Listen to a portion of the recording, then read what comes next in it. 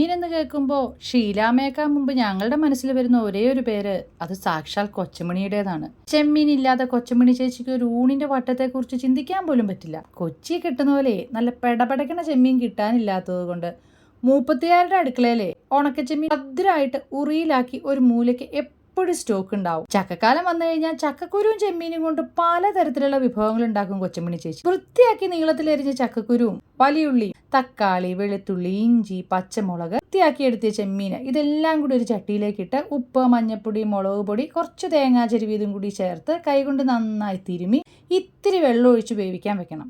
Wave കൂടുതലുള്ള ചക്കക്കുരു ആണെങ്കിലേ ഇത് വെന്ത് വരുന്ന സമയം കൊണ്ട് കൊച്ചുമണി ചേച്ചി ആടിനെയും പശുവിനെയൊക്കെ ഒന്ന് മാറ്റിക്കെട്ടാനും വെള്ളം കോരാനും ഒക്കെ അങ്ങ് പോകും. ഇത് പാകായി. ആ സുഗന്ധം മൂക്കിലടിച്ചു തുടങ്ങിയാല് അത് അടുപ്പത്തൊന്നും വാങ്ങി കടുകും കറിവേപ്പിലയും ചതച്ച വെളുത്തുള്ളിയൊക്കെ വെളിച്ചെണ്ണയിൽ അങ്ങ് മൂപ്പിച്ചതിന്റെ മുകളിലേക്ക് ഒഴിച്ച് അടച്ചു വെക്കും. ഉണ്ടാക്കി നോക്കൂ, ഇഷ്ടാകും. 3.5 തരം.